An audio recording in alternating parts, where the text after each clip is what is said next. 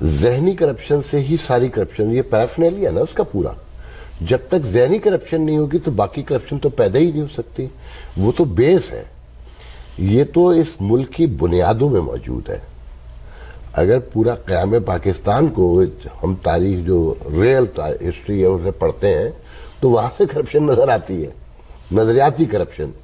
ایک طویل بحث شروع ہو جائے گی.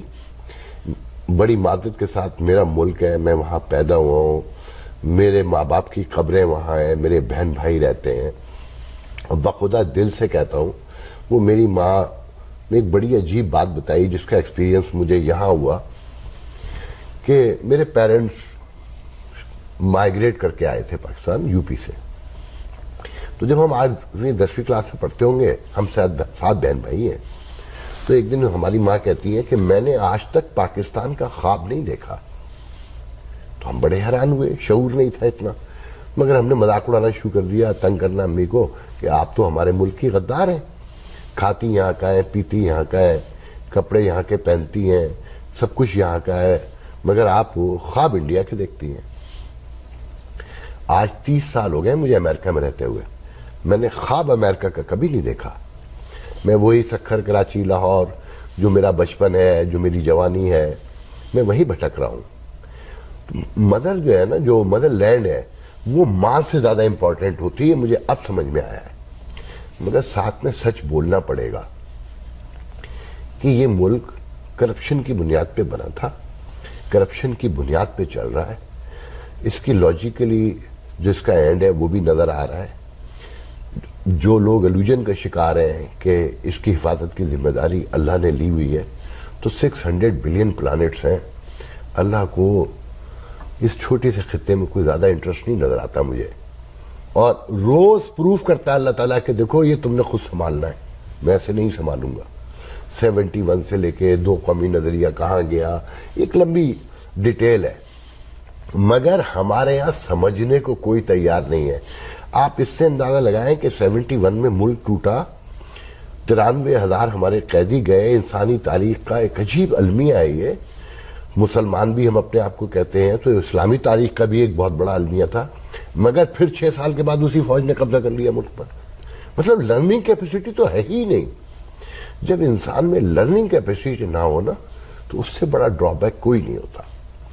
لیکن ریاست کی ایک تعریف بیان کی گئی ہے نا، اس تعریف جو یونائٹڈ نیشن بیان کرتا ہے، اس تعریف کی روشنی میں اس پاکستان کو دیکھ لیں کہ ایک جغرافیے میں ایک قوم رہتی ہوگی، ایک گروہ بہت بڑا جو قوم بن جائے گی.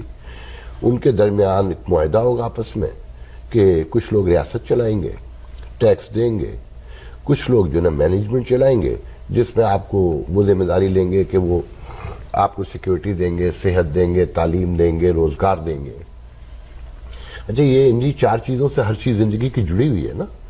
تو کیا ہم میں سے کوئی ایک آدمی اپنے سینے پہ ہاتھ رکھ کے یہ کہہ سکتا ہے کہ ہم قوم ہیں؟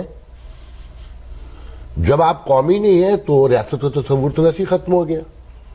اچھا، پھر کیا میں نے ٹیکس دیا؟ تب بھی ریاست کا تصور ختم ہو گیا اگر میں نے ٹیکس نہیں دیا. اچھا، میں نے ٹیکس دیا تو کیا ریاست نے مجھے صحت، روزگار، تعلیم، سیکیورٹی پرووائڈ کی؟ ان میں سے کوئی ایک جواب دے دیں. نواز شریف صاحب دے دیں، جنرل راہی شریف صاحب دے دیں، کیانی صاحب گئے ہوئے دے دیں، مشرف صاحب دے دیں. وہ مشرف جو کہتے تھے کہ یہ ریپبلک آف بنانا نہیں ہے. مجھے بتائیے ریپبلک آف بنانا اور پاکستان میں کیا فرق ہے؟ آپ نے جی بہت ساری اہم باتیں آپ کر رہے ہیں، میں ٹوک رہا ہوں آپ کو.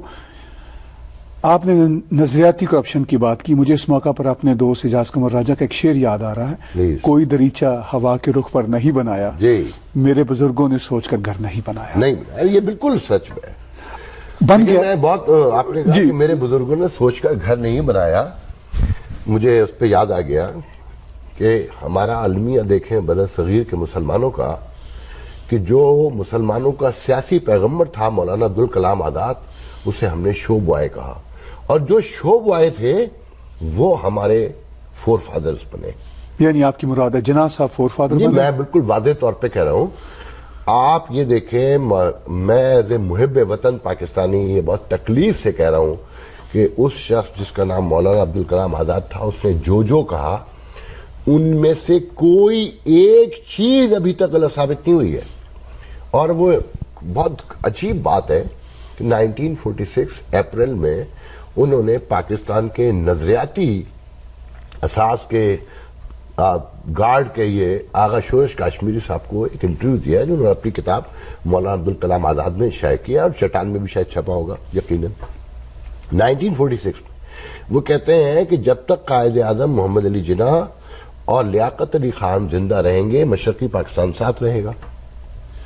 جس دن یہ دونوں اس دنیا سے چلے جائیں گے یہ ملک الگ ہو جائے گا، کہ ان دونوں خطوں کے درمیان، مغربی اور مشرقی پاکستان کے درمیان صرف ایک قدر مشترک ہے، اور وہ ہے کہ دونوں طرف مسلمان رہتے ہیں.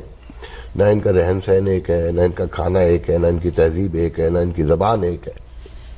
ایسا ہی ہوا نا؟ بالکل. پھر وہ کہتے ہیں کہ یہ نااہل سیاستدان فوجی آمروں کی راہ ہموار کریں گے. کیا یہ غلط ثابت ہوا؟ ایسا ہی ہوا. انہوں نے کہا کہ یہ ملک وہ لوگ بنانا چاہتے ہیں جو اپنے آپ کو مسلمان تاجر سمجھتے ہیں، جنہیں برٹش انڈیا کی سرکار سے مراعات لینے کی عادت پڑ چکی ہے اور مقابلے سے ڈرتے ہیں.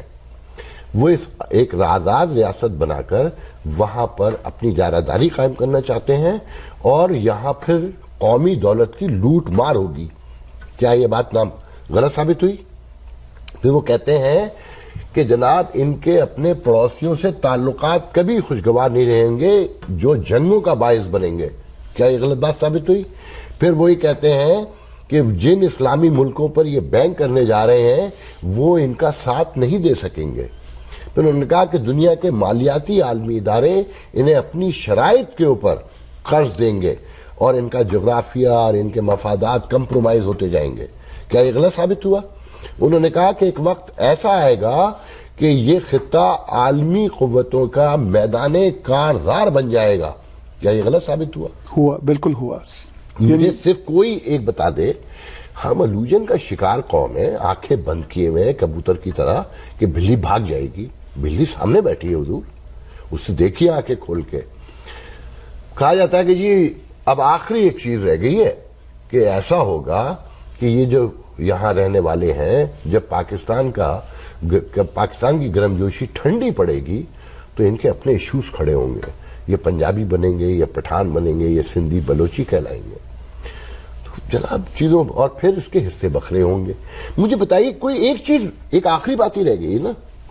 اچھا میں مان لیتا ہوں جناب ایک چھوٹا سا کاروبار کرتا ہوں اور طاہر گورا صاحب پیشگی اعلان کر دیتے ہیں کہ آفاق صاحب تو بیوقوف آدمی ہے اور میں پیشگوئی کر رہا ہوں 4 دن میں ختم ہو جائے گا. تو پھر مجھے، اگر میں یہ کاروبار کرنا چاہتا ہوں اور مجھے طاہر گورا صاحب کی بات بری لگتی ہے تو میں پروف کروں نا اپنی محنت سے، اپنی ڈیڈیکیشن سے، اپنی ایبلٹی سے سب لے کر آؤں اور کامیاب کر کے دکھاؤں کہ طاہر گورا صاحب آپ کا تجربہ بالکل غلط تھا.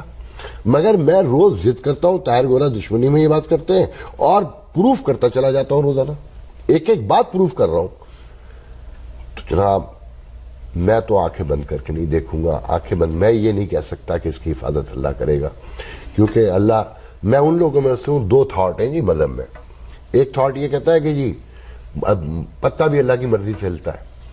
تو پھر جواب یہ ہے کہ اگر پتا بھی اللہ کی مرضی سے ہلتا ہے تو معصوم بچے تاریخ میں اور روزانہ نیزوں میں اچھالے جاتے ہیں، گولیوں سے بھون دیے جاتے ہیں، بچے کچرا اٹھا کے کھا رہے ہیں، تو اللہ کی رضا سے کھا رہے ہیں کیا؟ نہیں. اس نے ہمیں، دوسرا تھاٹ یہ ہے کہ اس نے ہمیں ایک سپر کمپیوٹر دے کے بھیجا ہے، اس میں شعور ڈالا ہے کہ آگے ہی دی ہے کہ یہ راستہ اچھا ہے، یہ برا ہے، یہ کرو گے تو یہ ملے گا، یہ کرو گے تو یہ ملے گا. میں تو اس کا قائل ہوں. تو میں تو یہ دیکھ رہا ہوں کہ میں ایک کارپوریشن ہے، میں ایک چھوٹا سا بزنس رن کرتا ہوں، اس کی گراس سیل روزانہ 200 روپے، $200 ہے، مگر شام کو خرچہ ہے 250. وہ کارپوریشن آج کے اکنامک ورلڈ میں ہے، وہ کارپوریشن چل سکتی ہے؟ نہیں چل سکتی نا. تو جو لوگ یہ سمجھتے ہیں کہ جناب اس کی حفاظت کا وعدہ اللہ تعالیٰ نے کیا ہے، جہالت کی بنیاد پہ کرتے ہیں، لوجن کا شکار ہیں. انہیں ہماری ریاست یہ بتاتی ہے، انہیں گمراہ کر کے مار رہی ہے، اور لوگ جو ریاست کے سب سے محب وطن ہیں وہ بھی سمجھ چکے ہیں، وہ پیسہ نکالے چلے جا رہے ہیں، غائب کیے چلے جاتے ہیں. گزشتہ دیکھیں، میں اور آپ اس شہر میں ٹورانٹو میں آپ رہتے ہیں، میں نیو یارک میں، آپ کو اندازہ ہے کہ آپ کے شہر میں کتنی زبانیں بولی جاتی ہیں؟ 200 کے قریب بولی جاتی ہیں. میرے شہر نیو یارک میں 203 زبانیں گھروں میں بولی جاتی ہیں. میں جس جگہ رہتا ہوں لیفٹ اور رائٹ کے اوپر ہاف اے مائل دونوں سائڈوں پہ گھر نہیں ہے. میرے سامنے پیور ایک وائٹ فیملی رہتی ہے. 9/11 میں بھی وہی لوگ رہتے تھے. آج بھی بس دور سے ہائی ہیلو کرتے ہیں. Nothing to do with each other. Economy درست ہے. مجھے پتا ہے کہ نہ مجھے پولیس والا تنگ کر سکتا ہے. مجھے پتا ہے کہ نہ مجھے کوئی شہر میں میرے ساتھ دھوکہ کر سکتا ہے. اگر انسانی بستیاں ہیں, یہ سب کچھ ہوتا ہے, مگر مجھے پتا ہے کہ یہ انصاف ملے گا. مجھے پتا ہے کہ پولیس والا روکے گا تو میری جیب سے $100 نہیں نکال لے گا. کبھی ایسا ہوا کہ آپ کو پولیس والے نے روکا تو آپ کے ذہن میں آیا ہو کہ میں $100 دے کے چلا جاؤں گا؟ سوال ہی پیدا نہیں ہوتا. ممکن ہی نہیں ہے نا. کیا آپ کو یہ کبھی شبہ ہوا کہ عدالت میں اگر کوئی مقدمہ آپ کا جائے گا تو آپ کے انصاف کے تقاضے پورے نہیں ہوں گے؟ ایسا نہیں ہوا نا. بالکل نہیں. ایم کیو ایم جیسی جماعتیں بنتی ہی وہاں ہیں جب معاشرہ ٹوٹ رہا ہوتا ہے اور ریاست کرپٹ ہو چکی ہوتی ہے. میں نے ایم کیو ایم کو بنتے دیکھا ہے. آپ تو اس ٹورانٹو میں پوری دنیا کے لوگوں کے ساتھ مل کر رہتے ہیں. پاکستان تو آپ نے بنایا ہے مسلمانیت کے نام پہ, اسلام کے نام پہ تھا, قوم بننے کے لیے. وہاں آپ پٹھان, پنجابی, اردو اسپیکنگ ایک دوسرے کو برداشت نہیں کرتے. میں پہلی بار امریکہ سے پاکستان گیا تو میری والدہ نے ایک عجیب بات بولی دوسرے دن شام کو کہ بیٹا دیر سے مت آیا کرو, اور دیکھو فلانے راستے سے مت گزرنا, وہ ادھر پٹھان رہتے ہیں, اور دیکھو اچھا اس سے بھی مت گزرنا, وہاں پنجابی رہتے ہیں. یہ کون سی خوف ہے بھائی کہ میں پنجابی سے خوف زدہ ہوں, میں پٹھان سے بھی خوف زدہ ہوں, میں سندھی سے بھی خوف زدہ ہوں, اور دوسرے اسی طرح خوف زدہ ہیں. تو جناب میں نے وہ تعصب دیکھا ہے, اسے بھگتا ہے. اب تعصب سنیں, میں سکھر سے ہوں. آپ نے نام سنا ہوگا پاکستان کے بہت بڑے سندھی دانشور جو سندھ یونیورسٹی کے وائس چانسلر بھی بنے, شیخ ایاز صاحب. بالکل ٹھیک. وہ میرے پڑوسی تھے آلموسٹ. ان کا بڑا بیٹا میرے بڑے بھائی کا کلاس فیلو تھا. اس زمانے میرے گھر میں لالٹین جلا کرتی تھی, میں بہت چھوٹا تھا. وہ میرے بڑے بھائی کے پاس پڑھنے آیا کرتا تھا, سیم کلاس میٹ. جب دونوں نے گریجویشن پاس آؤٹ کی, میرا بھائی ٹیچر لگا, وہ شکارپور کا چیئرمین بنا. اس کا چھوٹا بیٹا, شیخ ایاز صاحب کا چھوٹا بیٹا, مجھ سے 1 سال سینئر تھا. میں سیکنڈ ایئر کی کیمسٹری فریش ایگزام دے رہا تھا, وہ سپلیمنٹری دے رہا تھا. شام کو میں نے دیکھا وہ ٹانگے میں بیٹھا جا رہا ہے, تو میں نے کہا سلیم کہاں جا رہے ہو؟ کہ میرا چانٹ کام ہے میڈیکل میں داخلہ ہے. میں کہا تم تو سپلیمنٹری دے رہے تھے. وہ کیسے؟ کہ وہ تم چھوڑو. میں نے 58.8 کے اوپر انٹر پاس کیا. میرا تصور میں نہیں تھا کہ میں میڈیکل میں جا سکتا ہوں یا انجینئرنگ میں جا سکتا ہوں. جو سندھی بچے تھے وہ 43 کے اوپر بھی انجینئرنگ میں گئے اور میڈیکل میں گئے. سب سے بڑا ایشو تو یہ ہے جناب, آپ مجھے کوٹے سسٹم پر نوکری دیتے ہیں, مجھے زندہ رہنے کی ترغیب دیتے ہیں, مجھے تعلیم دیتے ہیں. جب قائد اعظم نے پاکستان بنایا تھا تو کیا میرے پیرنٹس کو یہ بتایا تھا کہ وہاں تمہارے بچوں کو میرٹ کے اوپر جاب نہیں ملے گی, تمہارے بچوں کو تعلیم نہیں ملے گی, آپ کو صحت نہیں ملے گی؟ یہ کیسا ملک بنایا بھائی آپ نے؟ کیسا مذہبی ریاست ہے؟ مجھے کوئی بتائے. دیکھیں اس ملک کے کنٹراڈکشن دیکھیں. کہتے ہیں کہ جی کوئی مہاجر کوئی لفظ نہیں ہے. بالکل ٹھیک کہتے ہیں. کیا لفظ ہے یہ مہاجر؟ مگر ہے, میں اپنے آپ کو مہاجر سمجھتا ہوں. پوچھے کیسے؟ آپ کہتے ہیں کہ جی آپ پاکستانی بن جائیں. کیسے بن جاؤں؟ مجھے ذرا طریقہ تو بتائیے. طاہر گورا صاحب تو نون پنجابی ہیں. میں کون ہوں؟ میں پنجابی ہوں, میں پٹھان ہوں, میں سندھی ہوں. میں 3 بھائی لیٹ سے ہیں پاکستان میں آئے, ایک لاہور میں ہے, وہ تو پنجابی بن جائے گا. میں کراچی میں رہتا ہوں, اردو اسپیکنگ ہو گیا. تیسرا کوئٹہ میں رہتا ہے, وہ بلوچی بنے. تو مطلب ہماری کوئی شناخت نہیں ہے. آپ نے 1 یونٹ کیوں توڑا بھائی؟ آپ سب کو پاکستانی بنا کے رکھتے ہیں نا. آپ نے دیکھیں صوبے تو یہاں پہ بھی ہیں, ریاستیں یہاں پہ بھی ہیں, تو کیا وہ قومیت کی بنیاد پہ؟ ایڈمنسٹریشن کی بنیاد, ایڈمنسٹریشن کی بنیاد پہ ہے نا. آپ اس سے بڑا تاریخی فراڈ ہی نہیں ہو سکتا کہ آپ قومی زبان اردو ہے جو میرے باپ دادا کی زبان ہے, میری تہذیب ہے, آپ کھانا میرے تہذیب کا کھاتے ہیں, کپڑے ویسے آپ پہنتے ہیں, زبان میری بولتے ہیں. آپ پنجابی ہیں, میں اردو پاکستانی ہوں. یہ کیا تماشا ہے؟ اگر آپ پنجابی ہیں تو میں پھر مہاجر ہوں. بالکل ٹھیک. تو ایم کیو ایم اس بنیاد پہ بنی. 1 करोड़ एकड़ जमीन सिर्फ सिंध में छीनी गई है महाजरों से। 1 करोड़ एकड़। आपने सुना होगा आजकल कराची में बड़ा चर्चा है चाइना कटिंग का। की है एमकेएम ने करप्शन, कितनी की होगी? 500 एकड़ पूरे कराची में, 2400 किलोमीटर स्क्वायर का रकबा है। सैकड़ों नहीं हजारों कच्ची बस्तियां मुस्तकिल हो गई। वो प्लाटेड थी क्या? वो प्लाट तो नहीं दिए गए थे ना, कब्जे हुए थे ना, तो एमकेएम ने खा ली तो क्या हुआ भाई? एक चोर माशरे में आप मुझसे कह रहे हैं कि जी मैंने ये चोरी की और आप तशहीर कर रहे हैं उसकी। पूरा माशरा चोरी कर चुका है, आप खुद उस चोरी में शामिल है। कराची में जो रेंजर बैठी है, जाए कहानियां सुने उनकी। अगवा बराए तावान में वो इन्वॉल्व रहे हैं। मेरे पास 10 किस्से हैं। मैं सवेर लेके आपसे कह रहा हूं कि मुझे एक बहुत बड़े नामवर डॉक्टर के बेटे ने बताया कि मैं अगवा हुआ, 2.5 करोड़ रुपए दिए और मुझे रेंजर के हेडक्वार्टर में रखा गया था। वाशिंगटन में रहता है वो, और वो साथ में एमकेएम का नाम भी लेता है कि वो भी इन्वॉल्व थी। ये तो सब मिलकर आपस में चोरियां करते रहे एक दूसरे से। अब आपने, क्योंकि उर्दू स्पीकिंग माइनॉरिटी में बहुत कम तादाद है, आपने सिंगल आउट कर दिया। वो कहते हैं जी राह से ताल्लुकात हैं। ये कितनी बेवकूफ कौम है। वो आपके ख्याल में आपके ताल्लुकात बताते हैं, 90s के बताते हैं ना। उसके बाद तो आपने इसी फौज ने एनआरओ किया ना। बिल्कुल किया। अब वो रिवर्ड हो गया है असल में। पीपल्स पार्टी के खिलाफ भी कार्रवाई हो रही है, इनके खिलाफ भी हो रही है कि जो नई फौज का जो सेटअप है उससे मानने से इनकार कर दिया है। जो आपने रियासत के तौर पे भी अपने पुराने मुआहदे आप मानते ही नहीं है। सऊदी अरब से जो पिछले दिनों लड़ाई हुई कि 80s में आपके न्यूक्लियर F-16 के लिए उसने कैश पैसे दिए। बिल्कुल ठीक है ना। फिर तेल भी दिया कि जब हमें फौज चाहिए होगी ले लेंगे। जब उनका वक्त आया आपने कहा नहीं जनाब हम तो नहीं आते, हमें पैसे चाहिए। नहीं पैसे नहीं कह रहे, नहीं हमने तो ये कहा ही नहीं था। उन्होंने पूरी दुनिया में जो बातें की हैं वो सबको पता है। तो आप मुआहदा तो कोई मानते ही नहीं है। अब तो मुआहदे के बाद आपको एहसास होता है गलती हो गई है। उनके एजेंडे को एंडोर्स करता है, उनके बिहेवियर को नहीं करता। बिल्कुल ठीक बात। जब हुकूमत बन जाती है वही सबसे बड़े क्रिटिक होते हैं एब्सोल्युटली दिल्ली के मामलात में कि आज तुमने ये किया, आज तुमने ये किया।